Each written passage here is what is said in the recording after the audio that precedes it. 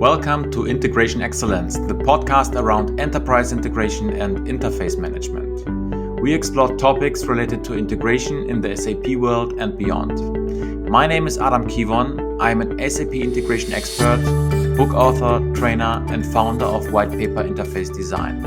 Enjoy! Yeah, welcome to another episode of Integration Excellence with Sebastian Meyer. Hi. And today's episode is number 54 about AI basics. Artificial intelligence is all over the place. And yeah, that will be our deep dive today. But before we go into AI, Sebastian, let's share some news. Let's catch up what's been going on in the last weeks. It's been a while, right? It's been a Since while. That's absolutely right, Adam. Yeah, I guess one of the most important things for me was my trip to Seattle. In Seattle, I was on the Microsoft campus in Redmond for the MVP Summit. So it was, the community all over the world comes together to Microsoft. It's once in a year.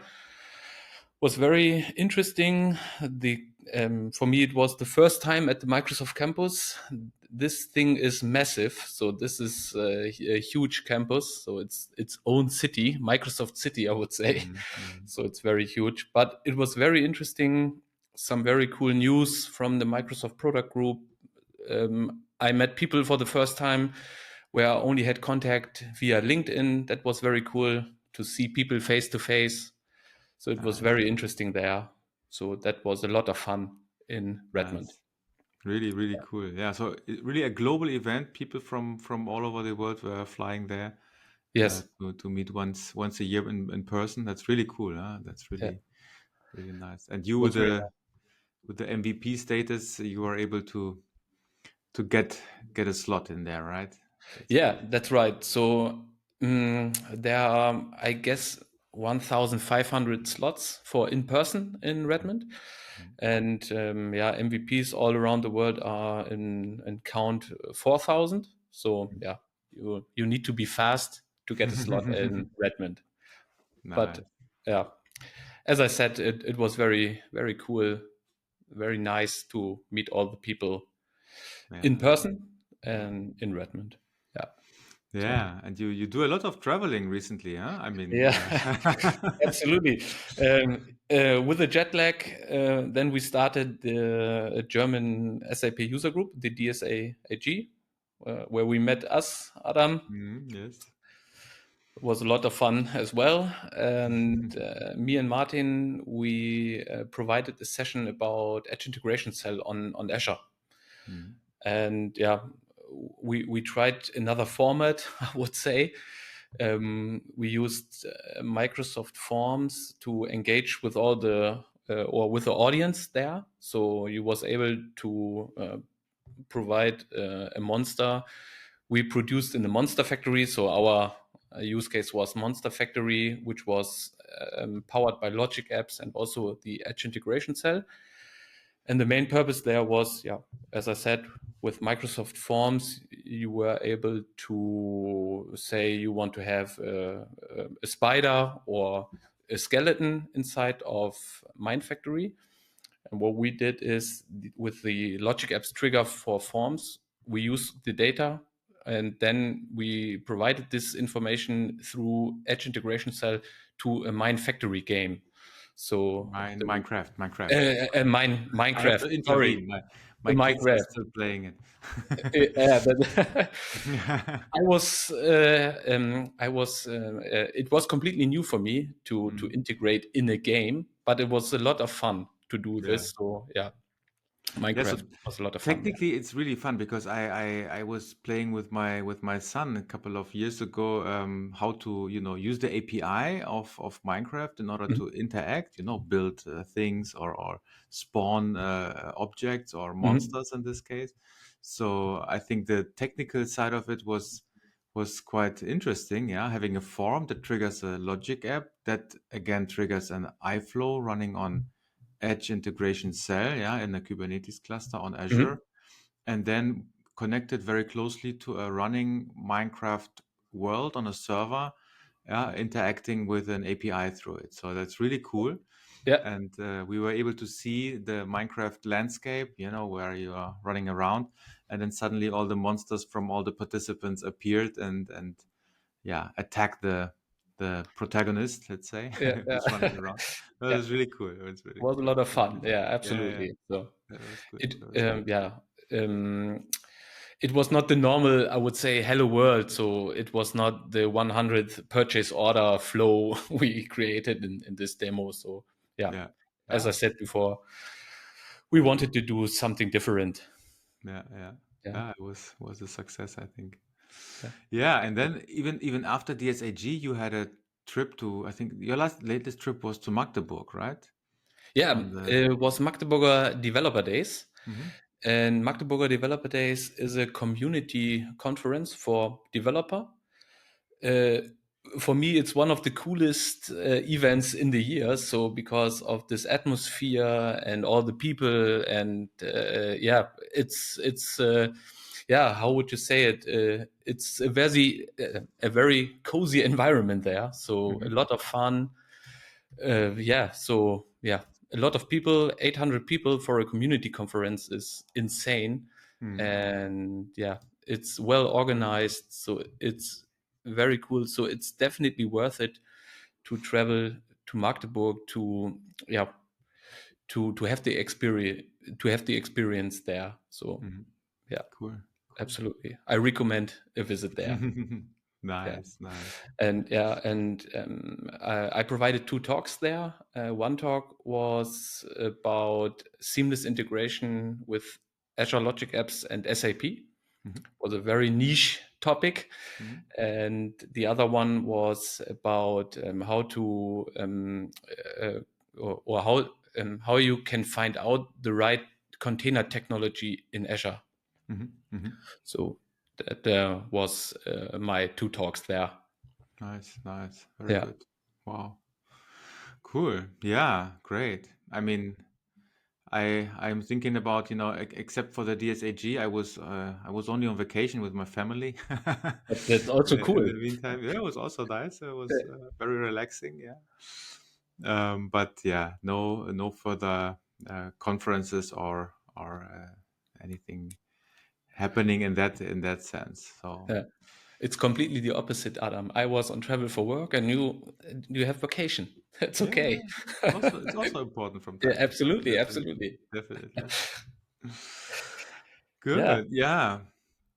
All right, then let's move over to the product news section from our both favorite domains, yeah, SAP and Microsoft. Mhm.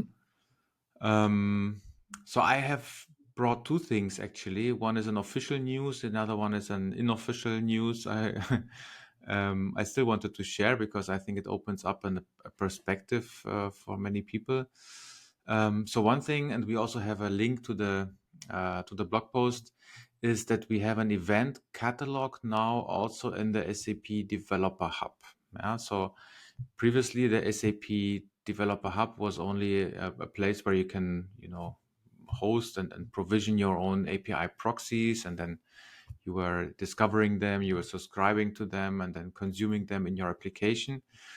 Yeah, for API management Mhm. topics. But now, as events are more and more, important in the SAP world, there is now also an event catalog. Yeah, where you can see and visualize or publish all your events that are made available within the SAP ecosystem. So that's not only a pure, API catalog, but now also an event catalog. So thus they have also renamed it to be the SAP Developer Hub now. I think That's it nice. was Yeah. was even called before like this, but yeah, yeah. So that's a quite good news and official news. And unofficially, we learned on the DSAG actually that there are plans and there's work in progress for the integration cell on BTP. Yeah, so for everyone who thinks about having an integration cell on Kubernetes Mhm. in a private cloud or on-prem, there is also potentially in the future a setup or scenario where you can run iFlows within an integration cell on the BTP sub account, yeah, Mhm. which is hosted and managed by SAP themselves, with the advantage of having the functionality of cloud integration and API management in one environment. Yeah. Mhm. Which is basically what an integration cell is. And in the current BTP integration suite setup, you only have either cloud integration or API management, yeah, which you have to configure, and then they can, interact and coexist. And then there are Mhm. scenarios where they are both in use. But there you can really embed an iFlow, for example, with some, I don't know, IP filtering policies or with some traffic management policies that are, yeah, exclusive to API management, which is quite Mhm. quite cool. That's Yeah. cool. So Yeah, that sounds good. So is this more like a managed approach for the edge integration cell, or are there no other information right now? So this is my what mhm. is so this is what's in my head right now when I'm thinking about an integration cell on BTP. I would think that they take away for you the pain of provisioning it so that it runs Mhm. under the hood, yeah, and then it is the same technology basically, but Mhm. then activated as a BTP service, and then you can run it in there, and maybe this will be the new perspective for the integration suite deployment in the cloud. Yeah, Yeah, that so that's sounds good. Yeah. and by this also SAP can get rid of the API management, the classical API management, which is the RPG based Mhm. version. So this is very likely the motivation behind to harmonize and take more control of the code in this case. Huh? Mhm. Yeah, that sounds good. Yeah. Yeah, yeah, We will see what's in there for the future. yeah, and how long it takes to hit the market. That Huh? log takes, yeah. But it's very important to get rid of these pain points to set up a Kubernetes cluster and so on. So I guess Mm, it's the right way yeah, to go there. definitely, Yeah. definitely. Cool. Yeah. What's Yeah. what's new on the Microsoft side then? Oh, yeah. On the Microsoft side, there's a lot of information I got on the MVP summit.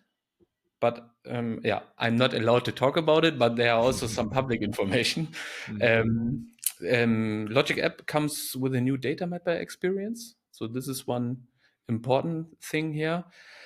And one another important thing is that Logic App comes with an automated unit testing framework out there. So there's a public preview right now, which enhances the developer experience with Logic Apps a lot. Mm, It's a very cool feature, so you can end-to-end test your workflows. So this is mm, yeah, a very important thing.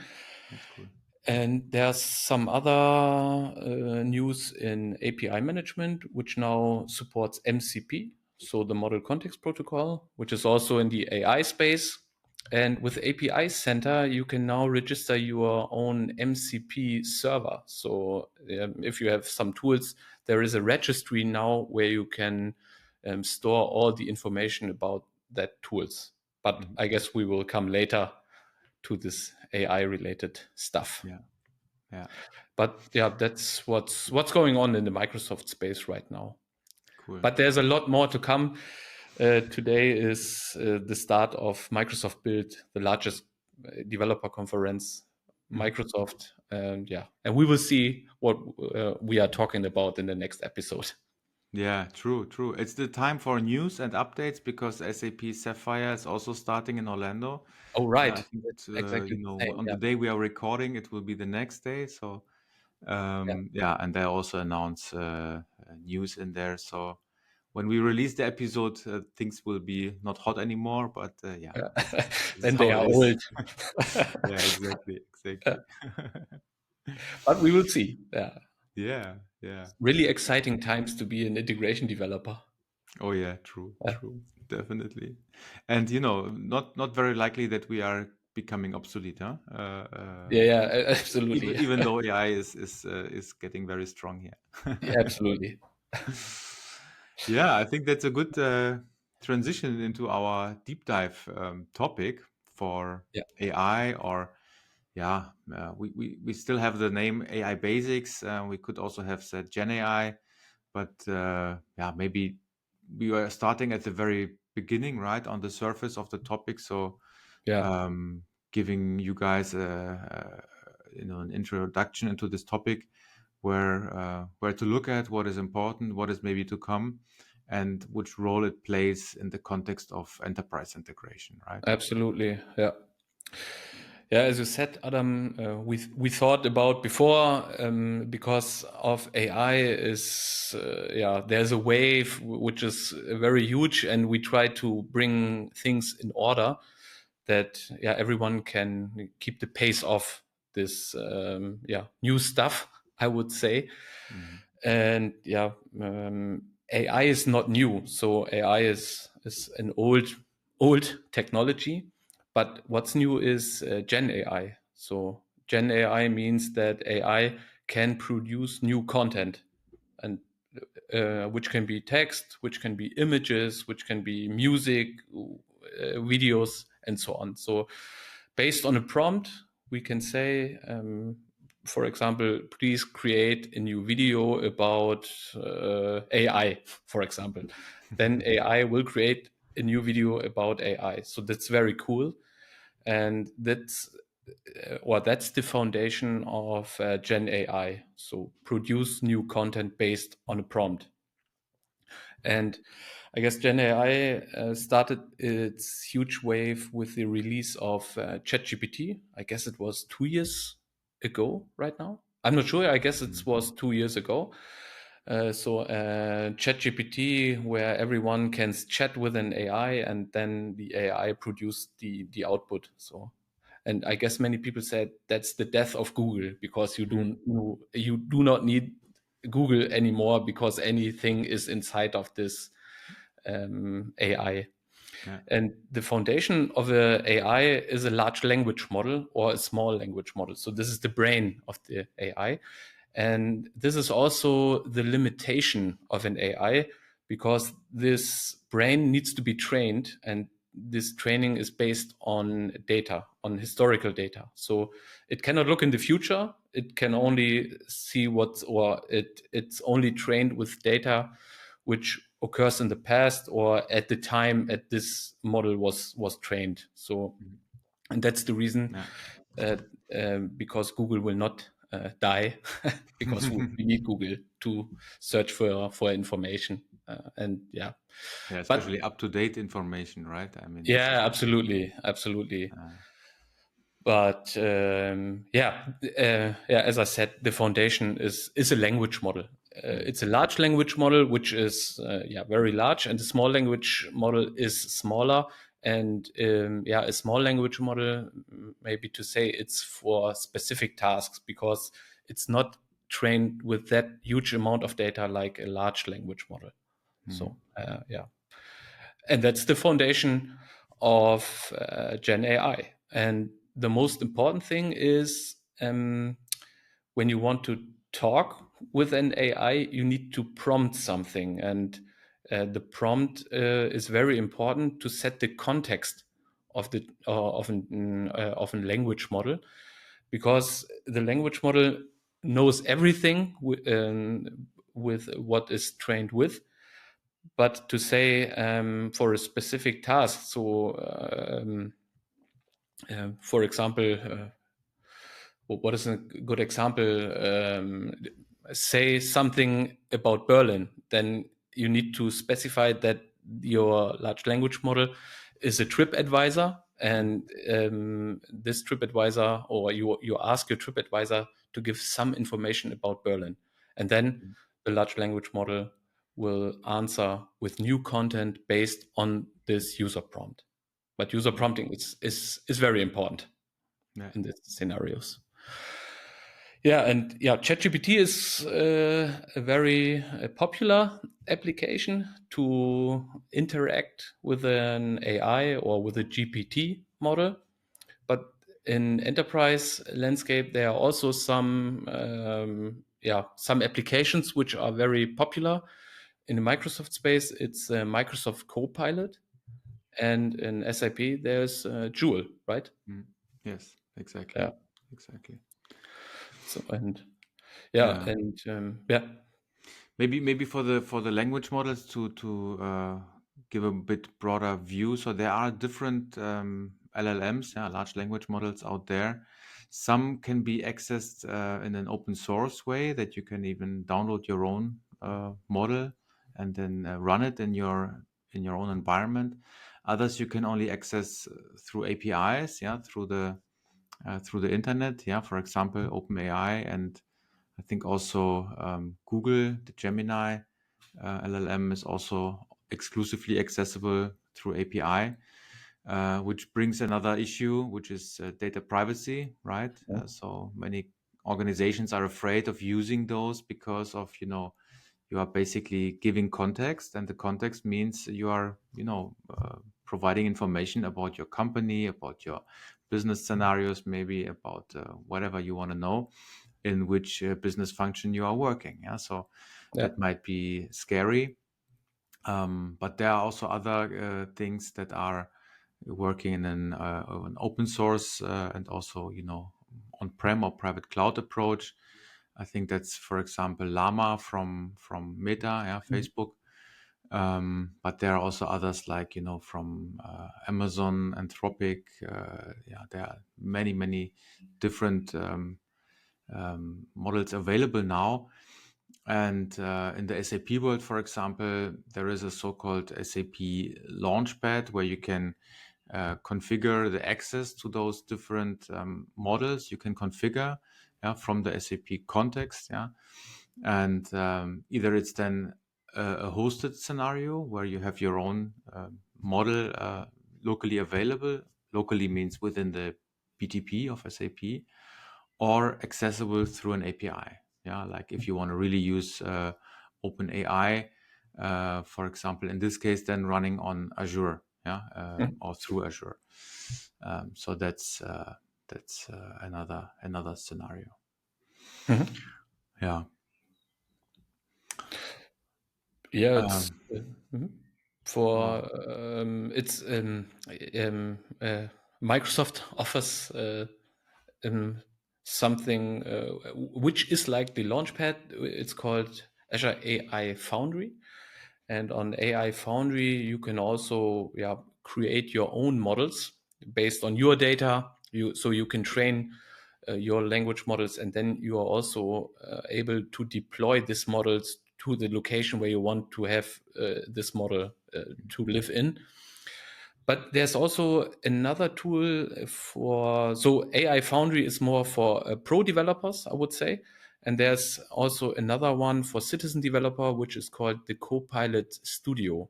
Mhm. So in Copilot Studio, the citizen developer are able to create their own agents. So I guess we need to define what an AI agent is. Mhm. So I would say in easy words, an AI agent is on top of an LLM or so AI agent is on top of a large language model. So an AI agent uses a large language model to fulfill tasks. So for example, um, you can have an AI agent that creates a new PowerPoint slide for you based on the sales from the last 2 weeks. So then your prompt is, so please create a new PowerPoint from the last or from the sales from the last 2 weeks, and then you will get a new output. So for example, the PowerPoint slides, and that is what an AI agent can do. So an AI agent can fulfill tasks that normally a human will do. So that's what an AI agent is specified with. Mhm. And with Copilot Studio, you can build your own AI agent. So, for example, you want to automate your personal work. So, for example, you have some boilerplate work to do. Then you can say, "Oh, I create an AI agent for this, which will do the work for me." So, and I can do other stuff, which is or where an AI is not capable of to do that. Mhm. Yeah, Which and is this is great, what, right? yeah, Because agents absolutely, are very specifically, let's say not educated, but configured, yeah, to do stuff for a very specific purpose, and you can even combine them, right? To have multiple agents doing things altogether. Yeah, absolutely. That's uh, crazy. and then it Yeah, becomes wild, huh? absolutely. But it's Yeah, also cool as a developer. It's cool to see it how technology can do the work. But I'm sure some people are afraid about that technology. So, yeah. but yeah, that's okay. Yeah. Yeah. But I guess to say, someone said to me, with AI Foundry, you can create and build your own planes, and with Copilot Studio, you can say the planes where it should fly to and where it comes from. So this is Mm-hmm. one, yeah, I guess an easy explanation when to use what in the Mm-hmm. Microsoft space. Yeah. Cool. But there are also some pre-trained models, as you said, as we said, there are large language models which are good for image creation. There are some images they are good for video creation, and there are also some good models for text completion, for example, Mm. or for text extraction when it comes to read PDF documents, for example, and bring that to AI readable content. Then you need another model than for text completion, for example. Mm-hmm. That's Yeah, yeah, exactly the point here. But I yeah. guess uh, with AI, it will change everything we learned before. So we need to deal with I guess, and I guess we have some very cool scenarios where we can use AI in the Mm-hmm. development productivity. So, as I said, we do not want to do the boilerplate thing, and AI is very good to do this boilerplate code or this boilerplate stuff for us, and then we can concentrate on or focus on the things that are important for us. So, which is on a higher level, so to say. Mm-hmm. And I guess there AI will be great to Yeah, help us. definitely. In the integration space, I think we have multiple dimensions, right? How we can look at AI. One is, of course, an integration expert, integration developer is a software developer at the same time, Mm, right? Mostly, I mean, in the SAP world, you can be a person that is not really good in programming and still can be a good integration expert, right? But there are times when you need complex code. Yeah, you need to have scripts written, stuff done. So when it comes to, I don't know, a groovy script or an XSLT program or other code that needs to be executed, I guess the same applies for anything on the Microsoft platforms. It's a good way to interact with, for example, ChatGPT, yeah, mm, or even with GitHub Copilot. You can review code, you can get things interacted, and the Copilot might show you where there are some weaknesses or where things could be improved or things can be accelerated. So you can, yeah, the AI can generate the skeleton of the code for you, mm, or even a very detailed code how things are to be done if you are able to explain what you really need, right? So still you have to know, how the logic should be like, and you mm. should be able to understand whether this makes sense or not that was generated. But AI helps a lot, yeah, to increase the developer productivity. So Absolutely. yeah, anyone in the integration space working with the development of code or also other things, they are using already tools for that, right? Yeah. I would say. I Yeah. mean, I But think as that we said, is, prompting is very, very important there to get yes, the best result out of it, because yes, otherwise it goes in completely opposite direction of what you want to have from this model, or from the yeah, AI. Yeah, yeah. very Yeah, it's like important. it's like Google search, right? If you are not able to specify what you're looking for, yeah, you Yeah, were you were getting weird answers sometimes. But the more precise you are able to define what you need, the better the code will be. and you can even refine a lot, so you don't have to start from scratch again, but you can refine and say, okay, this was already working 80%, but I have this use case in addition, or that specific case that has to be covered, so you don't have to start from scratch all over the place. So Absolutely. developer productivity is really great. And SAP, I think last year, they already announced that there will be, a language-based prompt available, and I think it is already in the premium version, that you can, say, I need an integration flow. The incoming data is the following EDMX file for OData. The outgoing is an open API spec of this format. And please generate the iFlow, make a proposal for the mapping, and maybe you specify in addition, how the protocol should be like, yeah, whether it's or data maybe on one side and then rest on the other or whatever, and then you get it automatically generated. Yeah, That's to cool. don't have to start, from scratch and click everything through by The yourself. boilerplate. Yeah, that's Exactly, cool. Yeah, that's exactly. cool. So you can concentrate on the main thing here. Yeah, I guess it's the mapping and also the conversation with the customer and so on. So you need to yeah, specify something. Yeah, yeah, the alignment and that's cool. yeah, Yeah, exactly. absolutely. Yeah, Yeah, that's cool. That yeah will boost productivity, I guess.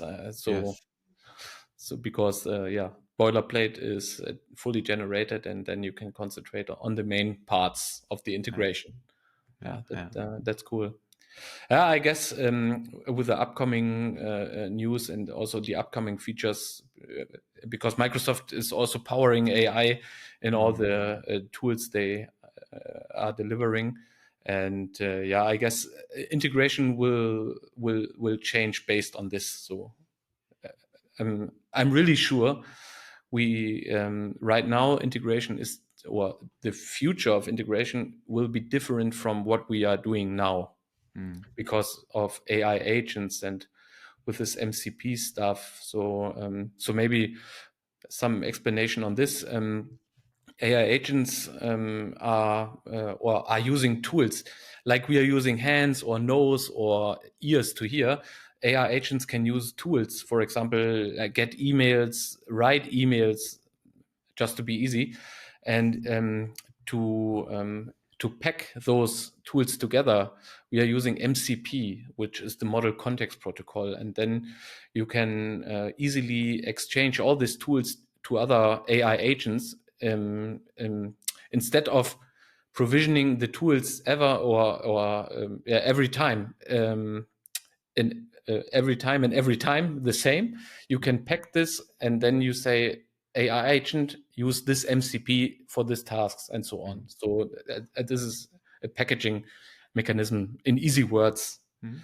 that AI agents can use to yeah fulfill tasks, as we said. Yeah, yeah. But I'm sure we will talk about in the next episodes about or deeply about MCP and also AI agents. Yeah, yeah, definitely. I mean, this is for sure not the last episode about AI, and I see also a very different use case from just I would say just developer productivity. Yeah, because you can imagine that you can use integration also to achieve integration goal at AI goals. Yeah, Mhm. to interact with APIs, to interact with large language models through APIs. You have to do it through integration as well, or you can do it with integration as well. So Absolutely. again, you can code everything manually, yeah, as usual. Yeah, you can consume APIs and do everything point to point and have a very direct connection to the one or multiple agents, or you can go through gateways. You can go through integration that is maybe doing stuff in a standardized and generalized way, right? Absolutely. Mhm. And I think Yeah. we've seen already a lot of use cases also for logic apps, for example, right? Mhm. In this context, also doing, I don't know, agent integration or specific AI based tasks that are used with the help of integration, not only to build integrations. Yeah, absolutely. So I think it's very important what you said, because AI will only work very well when you have integrated your data very well. So I guess this is yeah, very important to know. Mhm. Um, from one customer said, AI projects are integration projects. So, and I guess this Mhm. is very good for enterprise integration to know that. Definitely. Yeah. Definitely, yes, yes. Yeah. Um, I think maybe to mention it, at least from an SAP perspective, we have the integration advisor as part of the integration suite, which Mhm. is the tool to suggest, especially B2B mappings, yeah, when it comes to crowd knowledge. So it's not really a Gen AI feature. It's more, it's not even a machine learning feature, but it's a graph SAP internally they are having, and they can correlate, for example, what are typical transformations or what are typical field mappings between an SAP S4 HANA order, yeah, that is on one hand, and on the other hand, you have an EDIFACT, I don't know, D96A format, and Mhm. then you get a suggestion based on your location, based on your industry, and then it pre-generates you with this kind of crowdsourced knowledge. It generates you the mapping already. Yeah, so this goes again into developer productivity. Yeah, to take some shortcuts. Yeah, why re-implementing the same typical mapping all over the place again and again. Yeah, so that was already here for a long time, even before the whole hype around OpenAI started.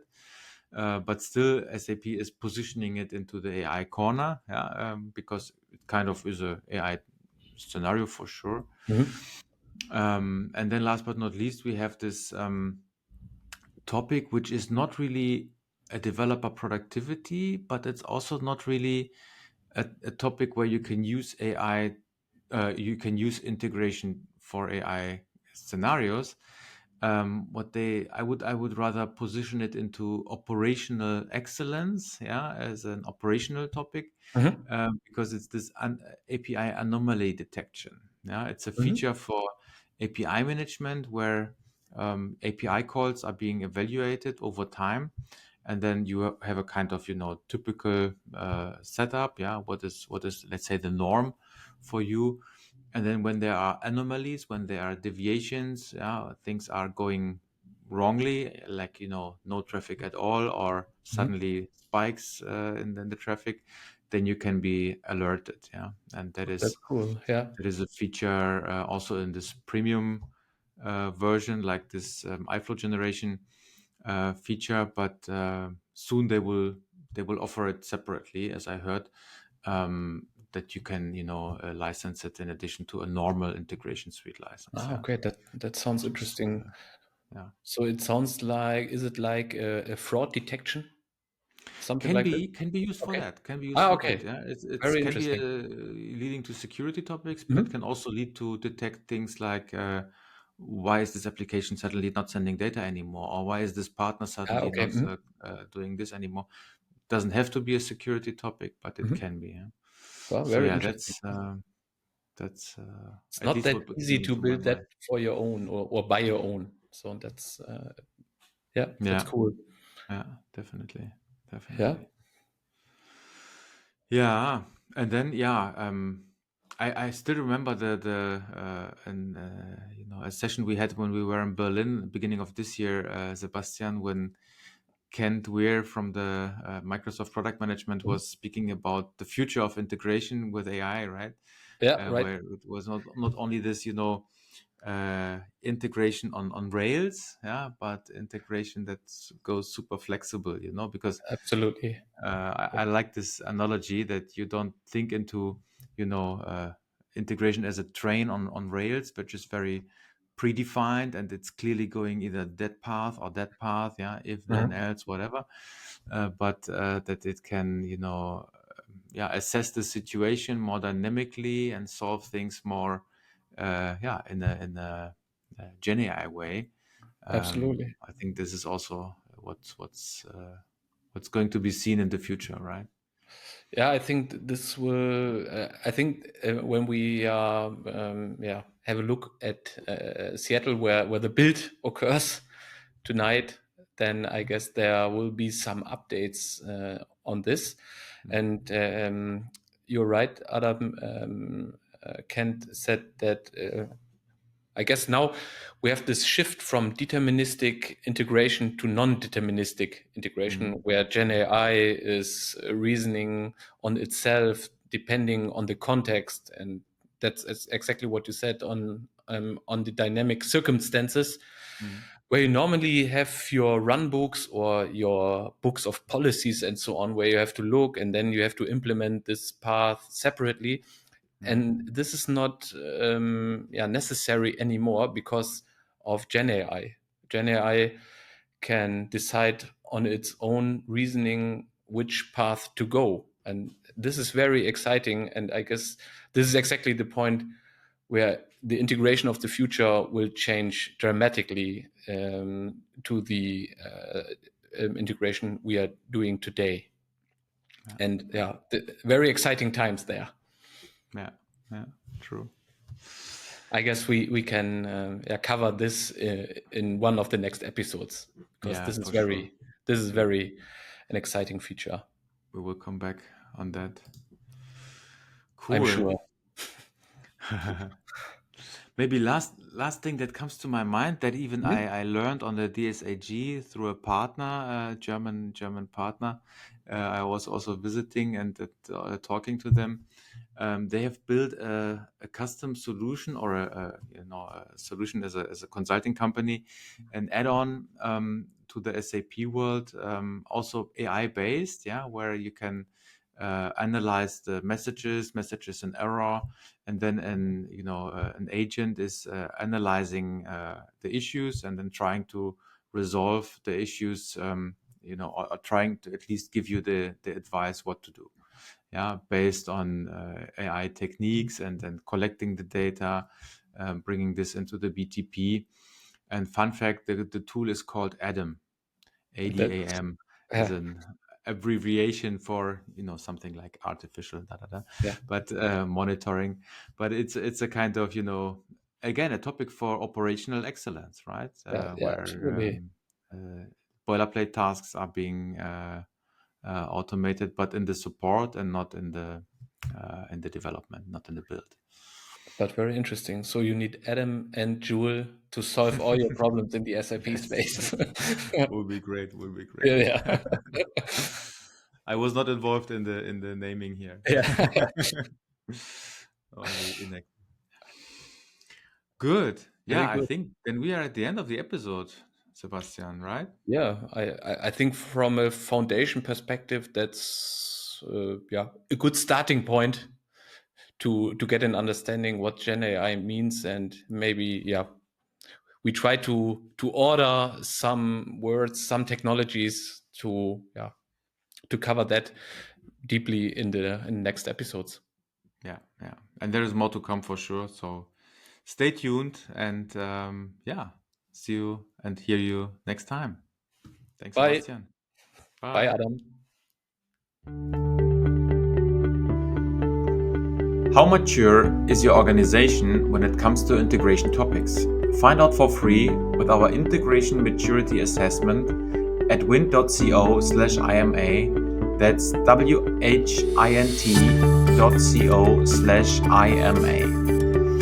In case you want to take control of your integration landscape to increase transparency and automate your integration quality processes, please schedule a call at wint.co/contact.